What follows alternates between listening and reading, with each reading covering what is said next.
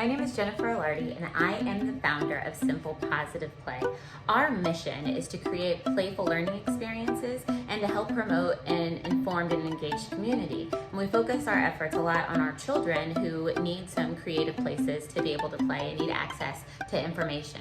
So Simple Positive Play started with an idea, kind of like a lemonade stand, where I wanted to set up shop in my parents' driveway, and instead of doing a lemonade stand traditionally, I wanted to do a make your own lemonade stand. Of course, I had some lemonade available for people to be able to drink, but then I also encouraged people to go home and to make your own. In addition to the lemonade stand, of course, I had tables that were set up with a bunch of different creative supplies where kids could build, they could draw, they could paint, and they could do whatever they wanted. They could make their own. So our adventures with Simple Positive Play has taken us from my parents' driveway to an art studio to some places in Florissant, and now we're in a building in Ferguson and trying to promote playful experiences at home through providing kits at the Tower Grove Market. So one of the things that you'll see when you come to the Tower Grove Market and with the kids are birds.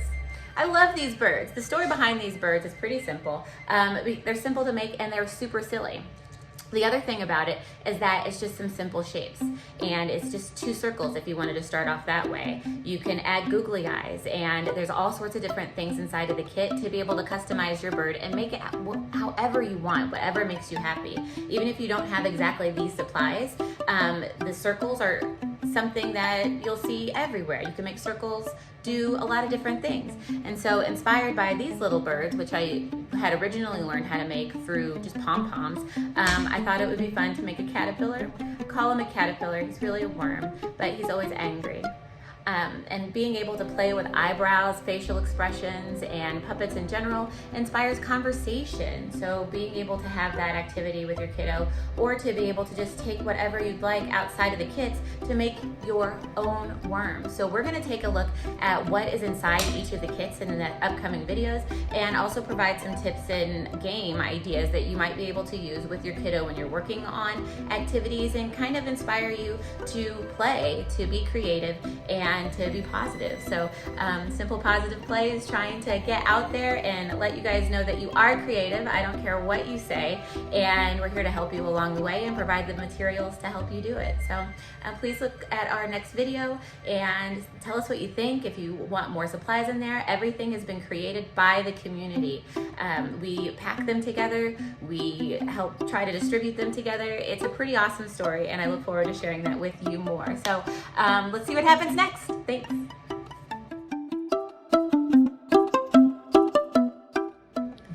All right, let's take a look at what's inside of the kit with the worms inside. So open up your little bag.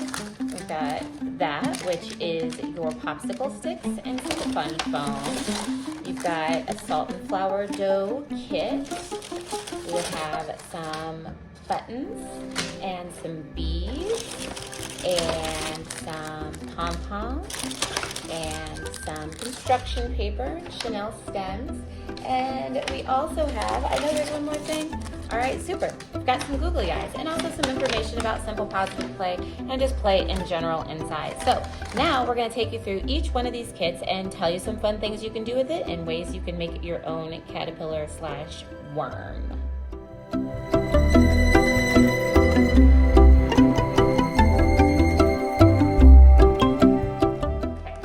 Here is our salt and flour dough kit, and it says just add salt, flour, and water.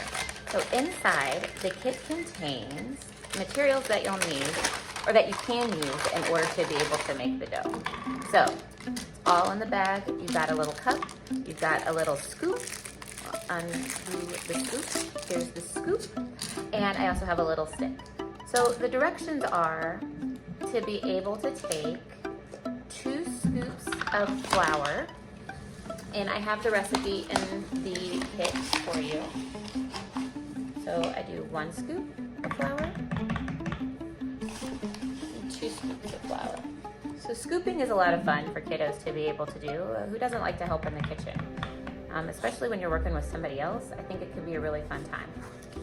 And then I do 1 scoop of salt and 1 scoop of water.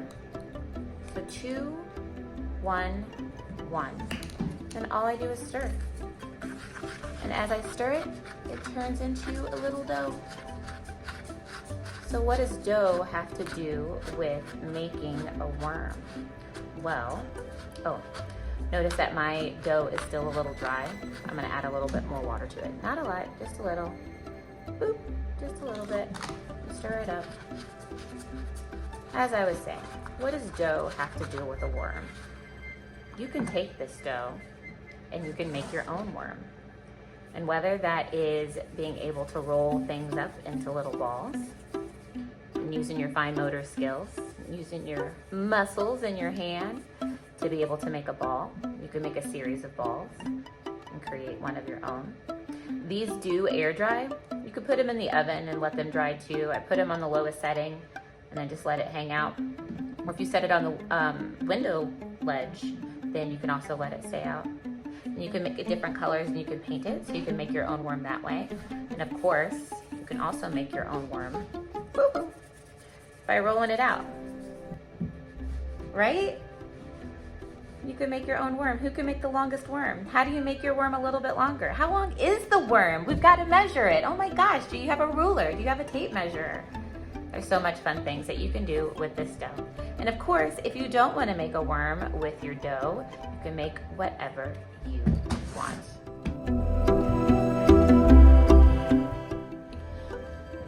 Another item that you'll find in your worm pack is a little package of chenille stems and construction paper. So inside, you will find different colors of chenille stems, all sorts of ones, and then you also have this little stack of construction paper to be able to work with. So with this, you can make a worm yourself. You could take a crayon. Of course, I don't have,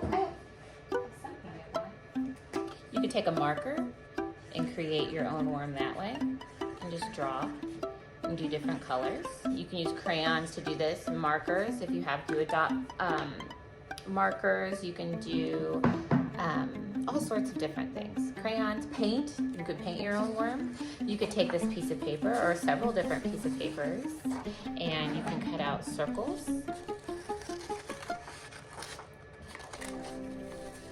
That's not a circle. How am I gonna make a worm when it's not a circle? You can do anything you want because you're making your own. If you wanna cut them out for your kiddo, you totally can, or you can trace a circle in order to be able to have your kid practice being able to cut out circles and piece them all together. So give me just a moment. I think I'm gonna make a little caterpillar with the paper inside of here. Oh, and I've got blue. I'll be right back. All right, I'm almost finished. I gotta add a few finishing touches. I'm gonna add some eyes and of course some angry eyebrows. And if you wanna add little antenna, you can. I guess worms don't have antennas. But you know what? It can be a worm. It could be a creature that you have imagined on your own. And don't forget, you also have chenille stems in here. So I wonder if I could poke these through. I bet you I could. You could poke these through, woohoo! And make little antenna like that too, if you wanted to. And cut it a little bit shorter.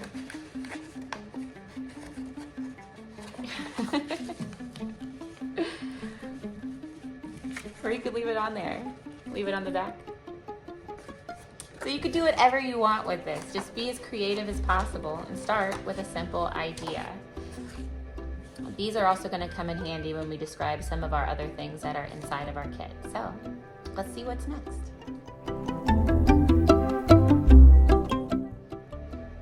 The next thing that we have in our kit are popsicle sticks and little pieces of foam. I love fun foam. You get fun foam stickers all the time, but it's just really neat to have something that's a different texture to be able to play with. We got some different colored popsicle sticks. What can you do with popsicle sticks? You can count them. You can create a pattern with them. You can also use them to create puppets. So here's a bunch of different foam, or let's say you even wanted to add something to your other creation. You can take this and maybe you can collage some different shapes. You could practice cutting. I don't know. You can turn these into little stickers. Maybe he's climbing a purple tree. And that's what I create. I'm gonna put one stick there. I'm gonna cut this one. To look more like a branch, maybe. I don't know. I'm making it up as I go.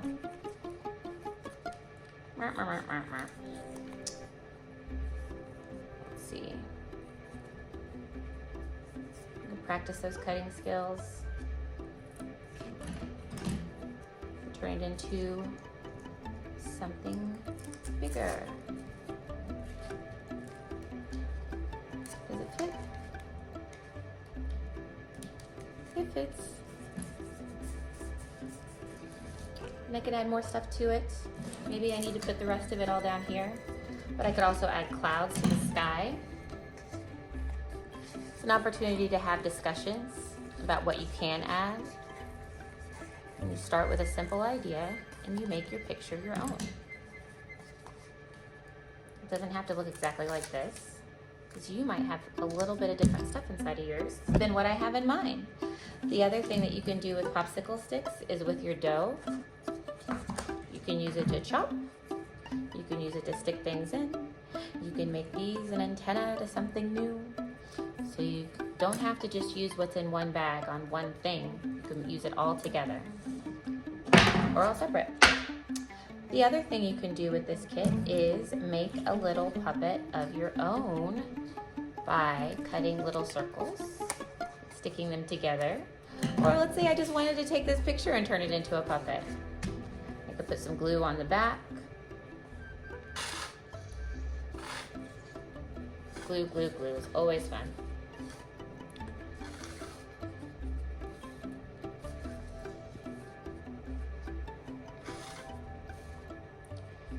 It's working so well for me today.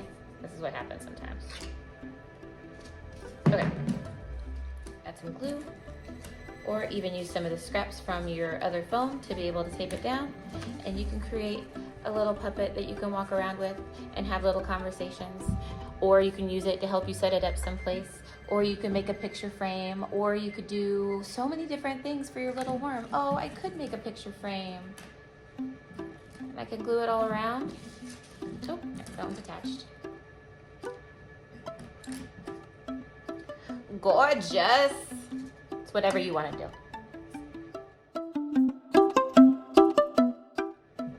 Another item located in the worm kit are these little pom-poms. Let's open up and see what we have inside. So these pom-poms are exactly what the little caterpillars or worms are made of, but they are slightly different size. So you have some that are glittery, you've got some that are bigger, you've got some that are smaller, and you can use these to sort big, medium, and small. You can turn them into your own caterpillar. Just squeeze them, and it could look a little something like that. Oh, it's so little. And if you wanted to, you could add, with hot glue, some popsicle sticks to it and make one of your own. You can just use one popsicle stick and see what happens as it goes along. You could take these and glue them to a popsicle stick if you wanted to. I promise, I check all of this glue before I get started, and I think my glue gets camera shy. It's crazy. Oh my goodness. Is it this one? Let's try one more time. There we go.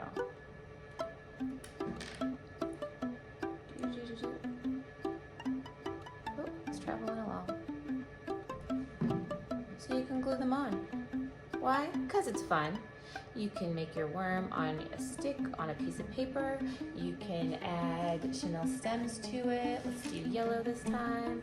And you could wrap it around. You could, I don't know. There's so many different things that you can do with these little pom-poms in order to create an experience. But if you start with the idea of a worm or a caterpillar and you put them all in a certain order, you can make patterns, and it can be a good time.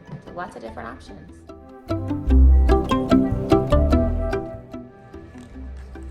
Another item in the worm kit or caterpillar kit is buttons. Our buttons. A bag of buttons. You have buttons of different sizes. And so with these buttons, there's an opportunity to be able to count the button holes that are in here. Some have 2, some have 4. Maybe you have some spare buttons at home to be able to add to the mix. You can take these buttons and you could string them on to a Chanel stem and make a worm or caterpillar in a different way. You can use these as eyes instead of googly eyes. You can glue them all together down to a piece of paper or to a popsicle stick in size or shape order, or you can make a pattern out of them, and it could be a really good conversation starter or just a good fun time to be creative with some buttons of all colors and with some Chanel stems or with glue and construction paper and that sort of thing.